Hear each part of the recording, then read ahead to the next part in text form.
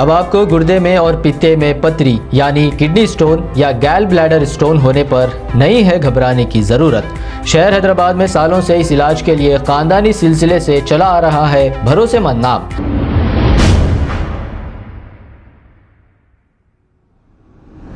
अस्सलाम वालेकुम नाजरीन, मैं हूं मोहम्मद अब्दुल हकीम। 7H न्यूज़ में आपका इस्तकबाल है। वेस्ट मारेटपल्ली पुलिस स्टेशन के इंस्पेक्टर नागेश्वर राव पर एक खातून को इस्मत रेजी करने का इल्ज़ाम। तफसीलात के मुताबिक 2019 में नागेश्वर राव जब CCS के इंस्पेक्टर थे, इन्होंने एक मुतासरा खातून के शौहर पर किसी मामले में केस दर्ज किया था। नागेश्वर राव ने इस खातून पर बुरी नज़र रखते हुए इनके शौहर को फार्मलैंड पर काम का झांसा देकर 10,000 सैलरी पर वहां रहने को कहा और कहा कि तुम्हें आने जाने की ज़रूरत नहीं है, EMI सैलरी तुम्हारी बीवी के अकाउंट में डाल दिया करूँगा। मुतासरा खातून को कोविड होने की वजह से इसके शौहर ने अपना मोबाइल फ़ोन भी घर देकर चला गया ताकि बच्चे खातून को परेशान ना करें। और जब यह शख्स फार्मलैंड के काम में मसरूफ़ हो गया तो इंस्पेक्टर नागेश्वर राव ने इस खातून को व्हाट्सएप पर वीडियो कॉल करते हुए हरासा करने लगा और गलत बातें करने लगा। खातून ने शौहर को ये बात शौहर गलत ना समझे इसलिए नहीं बताई। एक दिन किसी काम से मुतासरा खातून का शौहर घर आया हुआ था, कुछ लेने की गर्ज से घर के बाहर गया हुआ था। अचानक रात 11:30 बजे इंस्पेक्टर नागेश्वर राव इनके घर पहुंचा और खातून की इस्मत रेजी की। जब मुतासरा खातून का शौहर घर पहुंचा तो दरवाज़ा ना खोलने पर इस शख्स ने दरवाज़ा तोड़कर अंदर दाखिल हुआ, जिस पर इंस्पेक्टर नागेश्वर राव ने गन निकालकर खातून और इसके शौहर को डरा धमका कर शहर से दूर जाने को कहा। आगे की तफसीलात मुतासरा खातून के शौहर की ज़ुबानी। चैनल को लाइक करें, शेयर करें और सब्सक्राइब करना ना भूलें।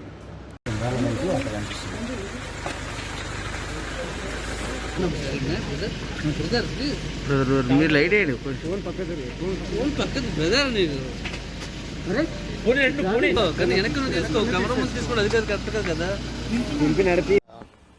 నాగేశ్వరరావు అనే సిఐ గతంలో 2018లో నా పైన ఒక కేసుని రిజిస్టర్ చేయడం జరిగింది. ఆ కేసు నిమిత్తము నాకు సంబంధించిన ఫోన్ నెంబర్లు, నా కుటుంబీకులకు సంబంధించిన అన్ని ఫోన్ నెంబర్లు అతని దగ్గర ఉండడము, ఆ తర్వాత ఆ కేసుని ఆధారం చేసుకొని నీవు ఖచ్చితంగా నా దగ్గర వచ్చి పని చేయి, లేనిచో నిన్ను ఇంకా కేసులలో ఇరికిస్తాను, నువ్వేం చేసేది లేదు అని చెప్పేసి నన్ను బెదిరించి అతను పొలం దగ్గర నన్ను పనికి పెట్టుకోవడము జరిగింది. ఆ సందర్భంలో నీకు నెలకు 10,000 ఇస్తా అని చెప్పేసి ఒప్పందం చేసుకుని, ఇంతకంటే నేను ఎక్కువ ఇవ్వను, నీ బ్రతుక్కి ఇంతకంటే ఎక్కువ ఇచ్చేది ఏమీ లేదు. ఆ సందర్భంలో నీకు నెలకు 10,000 ఇస్తా అని చెప్పేసి ఒప్పందం చేసుకుని, ఇంతకంటే నేను ఎక్కువ ఇవ్వను, నీ బ్రతుక్కి ఇంతకంటే ఎక్కువ ఇచ్చేది ఏమీ లేదు, ఈ 10,000తో నువ్వు బతుకు, నువ్వు నా పొలం దగ్గరే ఉండాలి 24 గంటలు, నువ్వు ఇంటికి వెళ్ళాల్సిన అవసరం లేదు, నీకు అమౌంట్ నీ భార్య పిల్లలకు అంతకంటే ఎక్కువ ఇవ్వాల్సిన అవసరం లేదు అని చెప్పేసి ప్రతి నెల 10,000 రూపాయలు నా 1వ తారీఖు నుంచి 10వ తారీఖు మధ్యలో నా భార్య అకౌంట్లో వేసేవాడు. వేస్తూ నన్ను శారీరకంగా మానసికంగా అతని పొలం దగ్గర తన ఇష్టం వచ్చినట్లుగా పని చేయించుకునేవాడు. అయినా సహనంతో నేను పని చేస్తూ ఉన్న తరుణంలో ఈయన నా సిగ్నల్ ఎప్పుడు పొలం దగ్గర ఉంటుంది, నా ఫోన్ సిగ్నల్, అది బేస్ చేసుకొని నా భార్యని మానసికంగా వేధించడము, ఆమెతో మాట్లాడమని వేధించడము, నువ్వు మాట్లాడకపోతే నేను నిన్ను బ్రోతల కేసులో ఇరికిస్తాను, ప్లస్ గతంలో నీ భర్త కేసు అయినప్పుడు నువ్వు సూసైడ్ చేసుకున్నావు కదా, నువ్వు ఒక పిచ్చిదాను అని నేను ముద్రేస్తాను, నేను సిఐని, నాకు పెద్ద పెద్ద ఎమ్మెల్యేలతోటి నాకు పరిచయాలు ఉన్నవి, నన్ను ఎవ్వడు ఏం బీకలేడు, నువ్వు ఖచ్చితంగా నాతో నువ్వు మాట్లాడాల్సిందే, నా కుటుంబంలో నా భార్యతో నాకు ఇబ్బందికరంగా ఉంది కాబట్టి నువ్వు నన్ను మానసికంగా నన్ను సంతృప్తిపరచాలని చెప్పేసి నా భార్యని వేధించేవాడట. అది ఆమె నాకు చెప్పలేదు. ఎందుకనంటే నేను చెప్తే నాకు చెప్తే నేను ఎక్కడ ఆమె పైన సీరియస్ అవుతున్నా ఉద్దేశంతో ఆమె కేవలం సార్ ఫోన్ చేసిండని చెప్పడం మాత్రమే చేసింది. ఆయన ఈ విధంగా ఇబ్బంది పెడుతున్నానని చెప్పలేదు. నా భార్యకి కరోనా పాజిటివ్ వచ్చింది. దాని విషయంలో నా పిల్లలు చిన్నవాళ్ళు, మా పాప ఒక 10 years, బాబు 6 years ఉంటారు. వాళ్ళకు ఇబ్బంది అవుతుందన్న ఇంటెన్షన్లో నేను నా స్వగ్రామంకి తీసుకువెళ్ళి అక్కడ మా అమ్మ నాన్న దగ్గర ఉంచేసి వాళ్ళు యూట్యూబ్ చూసుకుంటారు కాబట్టి పిల్లలు టెన్షన్ లేకుండా ఉండాలని నా ఫోన్ని వాళ్ళకి ఇచ్చేసి అక్కడే ఉంచేసి వద్దామని చెప్పేసి వెళ్ళాను. వెళ్ళిన రోజు సాయంత్రము ఈ సిఐ నాగేశ్వరరావు నా భార్యకు వాట్సాప్ కాల్ చేసి నీ భర్త ఈ లొకేషన్లో లేడు, ఊర్లో ఉన్నాడు అని చెప్పేసి అతనికి ప్రభుత్వం ఇచ్చిన ఏదైతే ఫెసిలిటీస్ ఉన్నావో దాని త్రూ నా లొకేషన్ని గ్రహించి నా భార్యకు కాల్ చేసి నీవు నా దగ్గర పడుకుంటావా అని మాట్లాడి ఈ విధంగా ఇంకా చాలా అసభ్యకరంగా మాట్లాడగా నా భార్య తర్వాత వెంటనే నాకు కాల్ చేసి ఇట్లా మాట్లాడుతున్నాడు అని చెప్పేసి నాకు ఫోన్ చేసి చెప్పింది. చెప్పగానే నేను వెంటనే నువ్వు మన ఇంటి దగ్గర ఉండకు, మా పాత ఇంటి దగ్గర వెళ్ళి మా ఓనర్ వాళ్ళ దగ్గర పడుకో అని చేసి చెప్పాను. ఆమె వెళ్ళి అక్కడ పడుకున్నది. ఆమె లొకేషన్ వేరే దగ్గరికి మారడం అది గ్రహించి ఆ రోజు అతను మా ఇంటి దగ్గరికి రాలేదు. నేను మరుసటి రోజు ఉదయాన్నే నేను నా స్వగ్రామం నుంచి బయలుదేరి నేను రావడం జరిగింది. అయితే ఇక్కడ జరిగింది ఏంటంటే నేను నా పిల్లలకు ఫోన్ ఇచ్చేసి రావడం జరిగింది. నేను ఖాళీ చేతులతో నేను హైదరాబాద్ వచ్చేసాను. ఇక్కడ నా భార్య వచ్చిన తర్వాత నేను మార్నింగ్ నుంచి వరకు నేను ఇంట్లోనే ఉన్నాను.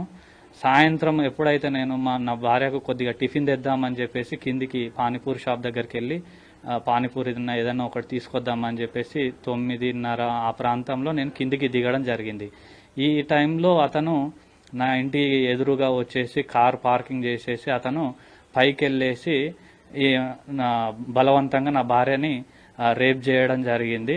ఆ భార్య వచ్చి గేట్ తీయకపోయేసరికి నేను గేట్ పై నుంచి దాటి అవతలకి దూకి వెళ్ళాను. వెళ్ళి డోర్ పెట్టి ఉంటే నేను డోర్ని గట్టిగా తన్నితే డోర్ ఓపెన్ అయ్యింది.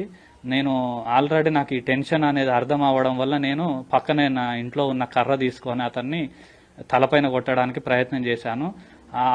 ఆ టైంలో అతను చేతులు పైకి ఎత్తడం చేత అతని చేతులకు బాగా గాయాలు జరిగినవి.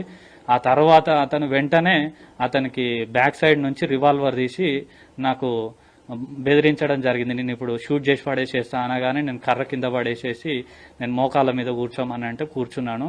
అయితే ఆ టైంలో మా శబ్దాలు విని మా కింది ఫ్లోర్ వాళ్ళు గేట్ దగ్గరకు వచ్చి ఏమైంది మీ ఇద్దరు భార్య భర్తలు ఏమైనా కొట్టుకుంటున్నారా, ఎన్నడూ లేనిది ఇట్లా ఎందుకు అయింది అని చెప్పేసి వాళ్ళు రాగానే అతను నా భార్యతోటి ఏం లేదు జస్ట్ కింద ర్యాక్ కింద పడ్డదని చెప్పమని చెప్తే ఆమె వెళ్ళి గేట్ దగ్గరికి వెళ్ళి అదే విధంగా చెప్తే వాళ్ళు వెళ్ళిపోయినారు. ఆ తర్వాత నన్ను నా భార్యని మోకాళ్ళ మీద కూర్చోబెట్టేసేసి 2 నుంచి 3 గంటలు మమ్మల్ని అదే విధంగా కూర్చోబెట్టి మిమ్మల్ని చంపేసేసేస్తాను, మీరు ఈ హైదరాబాద్ చుట్టుపక్కల ఎక్కడ కూడా మీరు ఉండొద్దు, మిమ్మల్ని తీసుకెళ్లి దూరంగా వదిలిపెట్టేసి వచ్చేస్తాను, మీ ఊరు సైడ్ వదిలిపెడతాను, మీరు అక్కడెక్కడైనా బ్రతకండి, మీరు ఇక్కడ ఉండొద్దు, మీరు ఇక్కడ ఉంటే నేను మళ్ళీ చంపి పడేసేసేస్తాను అని చెప్పేసి, లేదంటే నీ భార్య మీద బ్రోతల కేసు పెడతాను, నీ పైన నేను ప్రీవియస్లీ నేను గంజాయి కేసులో ఏదైతే నేను నీ చేతుల మీద పెట్టి ఫోటోలు వీడియోలు తీసుకున్నాను నేను బలవంతంగా, ఆ వీడియోలను అన్నింటిని పెట్టి నేను మళ్ళీ నీ మీద ఒక కేసు కొత్తగా క్రియేట్ చేసేసి అయినా కానీ నిన్ను చేసేసి జైలుకు పంపించేసేసాను, నిన్ను బయటికి కూడా రాకుండా చేస్తానని చెప్పేసి మమ్మల్ని